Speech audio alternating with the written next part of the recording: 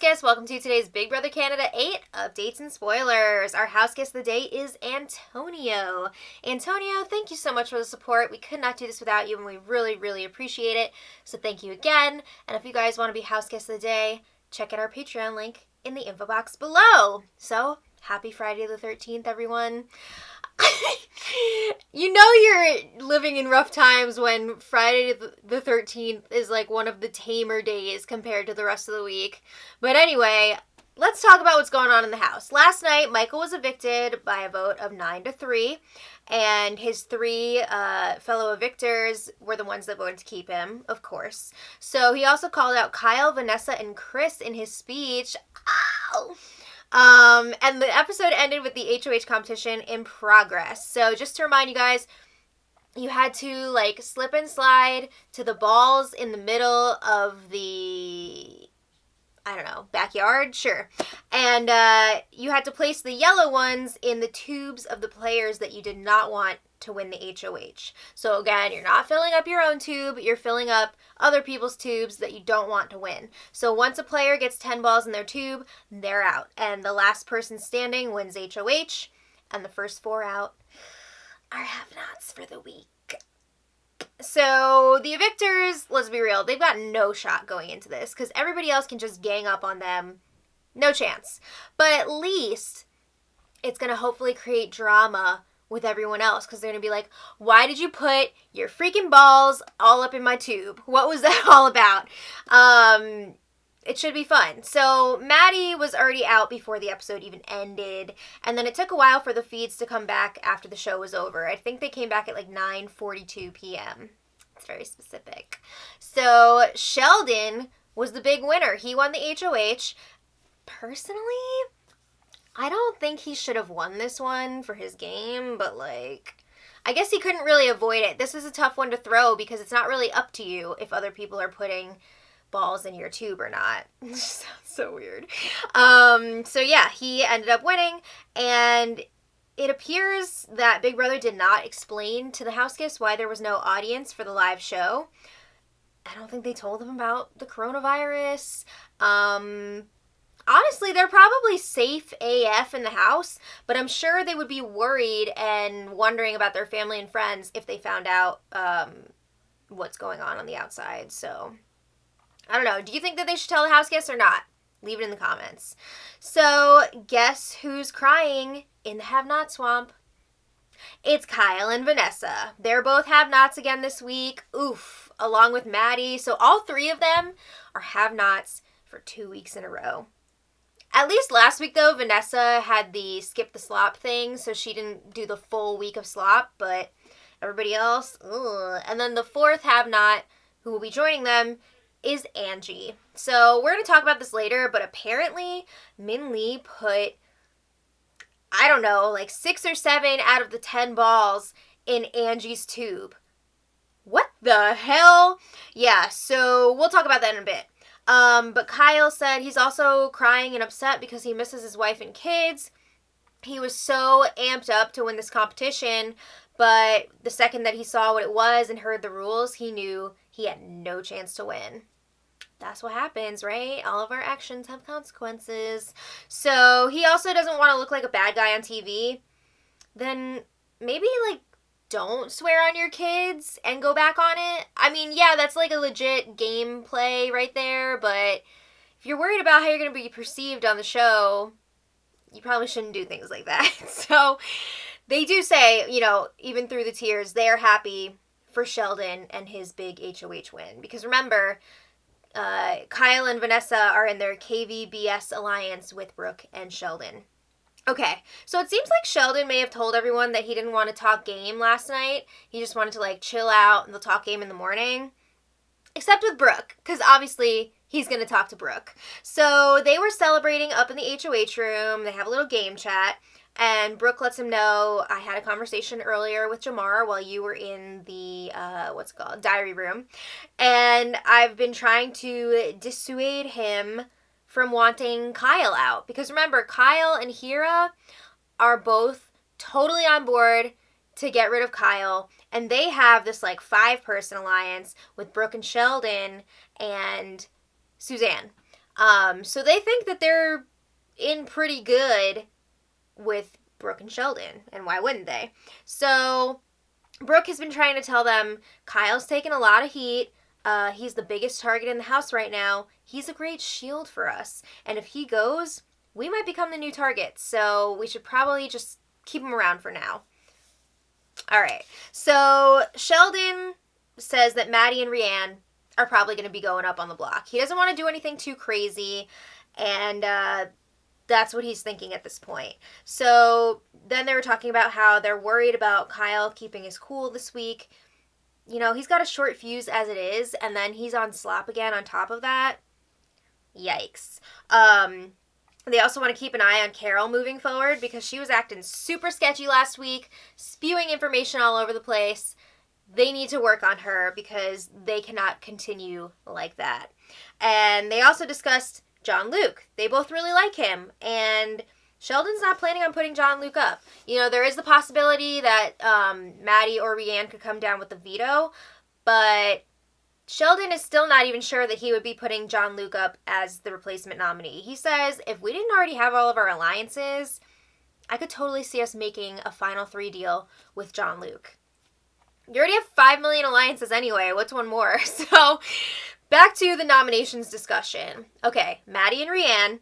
And the target would be Rhiannon because they both feel like if Rhiannon were to win HOH, she would put the 2 of them up, and they cannot have that. They feel like Maddie would probably go after like Chris and Kyle, so they're not as worried about her, but Rhiannon might go after them.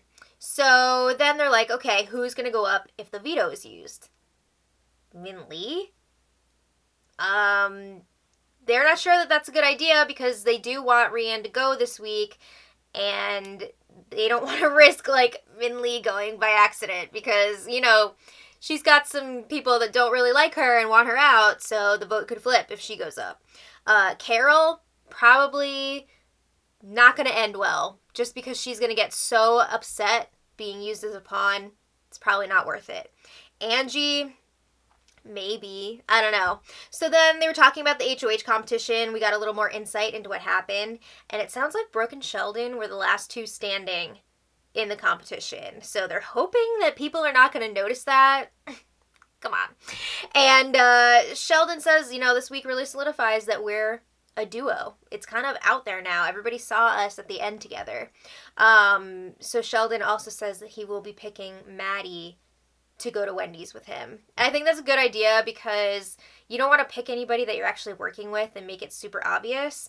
And also, he's planning on putting Maddie up on the block this week, so you should probably let her down easy with some Wendy's, right?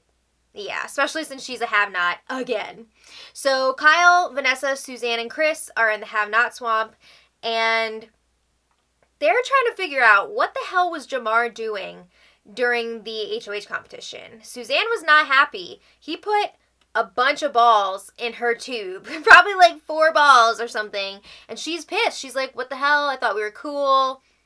They're supposed to be really close. I guess he was probably trying to like make it look like they're not working together, but she was a little bit weirded out by that, or at least she was playing it up to everyone else. So then Chris asks, is our 4 still strong? You know, Kyle, Vanessa, Suzanne, Chris. And they all say, yeah, hell yeah. Okay. So then they're all saying they feel like this is going to be an easy week. Sheldon is probably going to put up some combination of the 3 evictors. You know, John Luke or Rhiannon should be the one to go because Maddie is, like, broken at this point, and they're not worried about her. So Suzanne asks, so we're not going after Min Lee this week? She doesn't like her. And they're like, no, it's not going to be this week. Okay. So then they were crabbing about the evictors playing the victim, and I thought, whoa, they should change their name. Obviously, the rest of the house doesn't know the name of their alliance, that they call themselves the evictors, but if they did, they could start calling them the victims, and it would have 2 meanings. Number 1, victims, like victim noises, or evict apostrophe Get it? Yeah, that's fun. Okay, so then there was lots of talk last night and laughter about Min Lee focusing so hard on Angie's tube during the competition. Everybody thought it was hilarious and like comic relief. I don't think Angie thought it was that funny. But a bunch of them were hanging out in the colorful bedroom, and Jamar asks Min Lee, "What's up with you and Angie? Why did you do that? Why were you so focused on getting her out of the competition?" So Min Lee says, "It was easy to choose her. She doesn't like me. I didn't want her to be HOH, and I thought everybody else might just forget about her because there were other targets that they were going after, so I didn't want her to win by accident." So then Jamar's like, "All right, well, why do you think she hates you?" And Min Lee says, "Well, probably because I told her she's a floater and a pawn." She just sounded so smug during this conversation. But she says she also told Angie not to worry because she's not actually her target, but she would consider using her like as a pawn.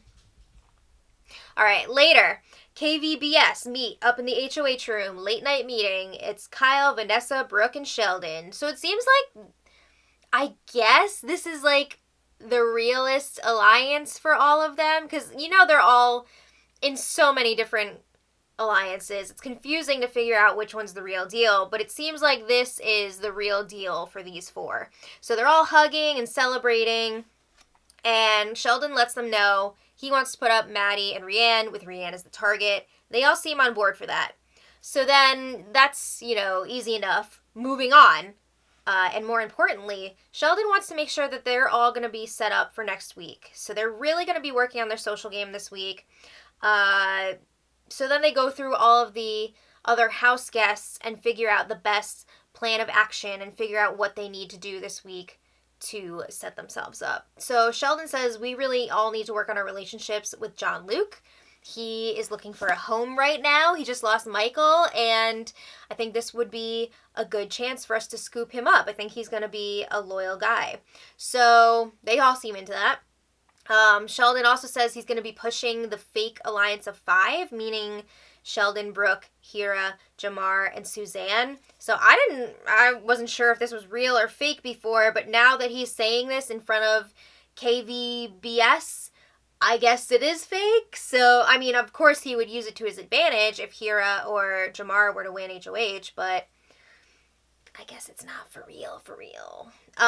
So he's like, yeah, we got to make sure that Hira and Jamar wouldn't target Kyle if they win HOH next week, because they've been talking about that a lot, and they're going to try and steer them away from that. So Sheldon also drops that he thinks that Hira can go next week. He's starting to talk about Hira a lot as somebody that needs to go.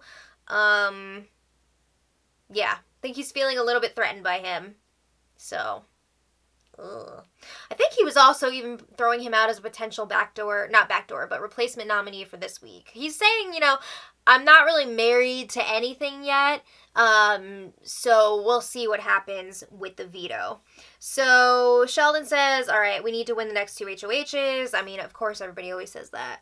And then they get to more of the players and what they need to do. So they're saying, okay, we got to pull Carol back in because the other side really worked on her last week, and we need to make sure that she's still going to be with us, and they're realizing she's going to require a lot more maintenance than we previously thought. We need to really work on that. Suzanne, she is really strong socially, probably one of the best social games in the house, but they can't give her too much information because she's got a really big mouth. But they feel like she's loyal, and she's not coming after them, so they don't need to get rid of her anytime soon. But they all agree that Jamar should go on a double eviction. It's got to be quick with him because they know he's going to try and blow everyone up on the way out. So if he has like a whole week to do that, it's going to be really bad for them. So they're thinking double eviction, Jamar. And then they get to Min Lee. They don't really know what to do with her or like what she's doing or who she's loyal to. Sheldon says we'll know when it's time for her to go. She could even be a replacement nominee this week. Who knows? We got to see what happens. So, yeah, that was last night. Today, there was some freaking drama. Okay, so a couple of days ago, apparently Carol made an offensive, like, ignorant joke. I think she was saying that if Jamar were to go to Prince Edward Island, the police would be looking for him. So Jamar was talking about this joke with Angie and Min Lee last night. And Angie was asking him, are you going to confront Carol about this? Are you going to talk to her about it? And Jamar says, no, I don't really want to. I just want to, leave it. And Angie's like, well, if you don't talk to her, she's not going to know that it was wrong. So, maybe you should just talk to her about it and get it over with. And Jamar and Angie both agreed. They don't think that Carol is racist or anything like that, but they think it was an ignorant joke and not cool. So this morning, Min Lee decided she was going to stir the pot. So Min Lee is talking to Carol, and she says, Angie is a little twat. Whoa! She tells Carol, you know that joke that you made a few days ago about the police looking for Jamar? Well, Angie was bringing that up, and she's a social justice warrior, and she was trying to make Jamar feel like he should be upset about it, and she thinks you're racist, or she called you racist, something like that. Are you freaking kidding me? I cannot believe that Min Lee thought that this was a good idea. This is so messed up. This is not cool. So Carol says, okay, I did not mean it like that. My best friend is black, which is not a great defense, but okay. She says, I'm a visible minority too. And she says, Jamar always presents himself as this gangbanger, and I would have never have said that to Angie or Sheldon. I wasn't saying that to Jamar because of the color of his skin, but just the way that he acts and presents himself. So Min Lee starts going off on about Angie being an instigator. Pot meat kettle, are you kidding me? Oh my god. And she suggests Carol talks to Jamar and, tries to clean things up there. I think she was also saying something about Angie being jealous of her because she's got a showmance going on with a black guy. I cannot believe the things that have been coming out of Min Lee's mouth today, and it's really disgusting and not cool and not cool. I cannot believe that she brought race into this in this way and is trying to set up Angie because she doesn't like her when Angie did not say that she thought that Carol was a racist.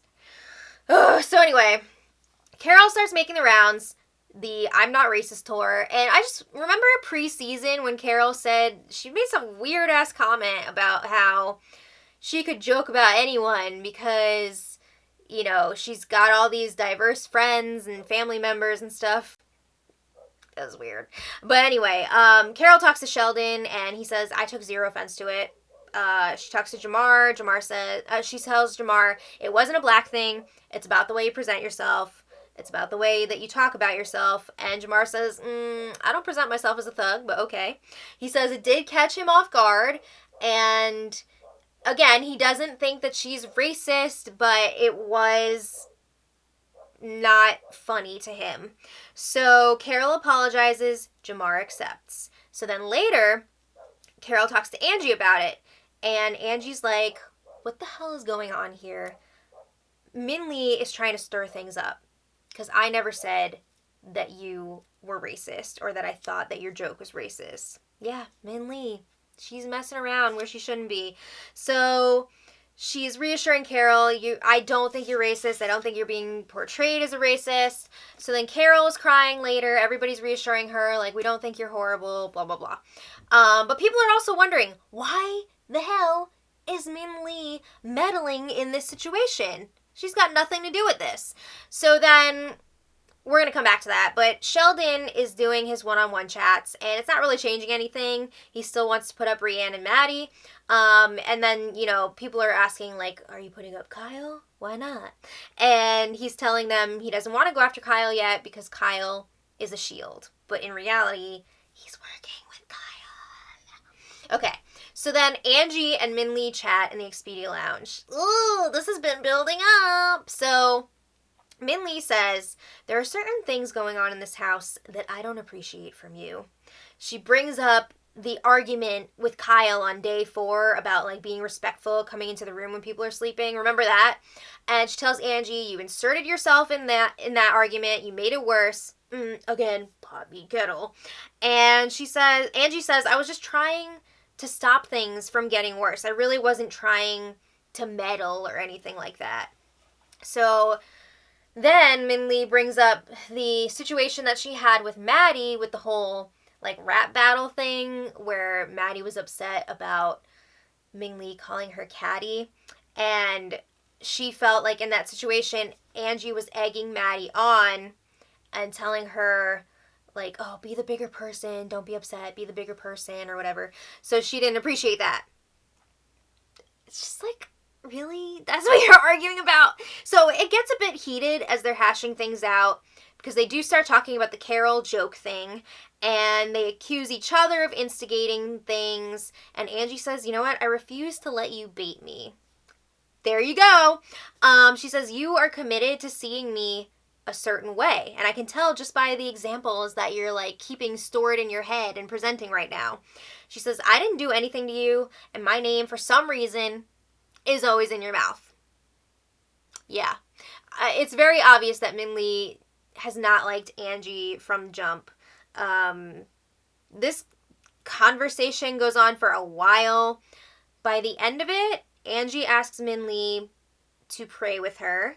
Minlee agrees, and then they hug. Amen. I'm still just so disgusted with what Minlee did today to try and get Angie in trouble with Carol and everybody. Like, it's so messed up. So the feeds went down for a bit for the Wendy's segment, and Sheldon, as promised, picked Maddie, and he basically told her during it, without telling her, that she's going to be going up on the block. He's setting her up for that. He's going to tell her and Rhiannon later. He's going to give them like an official heads up because he doesn't want it to be like last week. But he was kind of just like prepping her for it during the Wendy's segment. So nominations should be happening later, and Sheldon is planning on putting up Maddie and Rhiannon. So let me know what you guys think about all that in the comments. Tomorrow we'll have the veto. Should be fun. And until then, much love.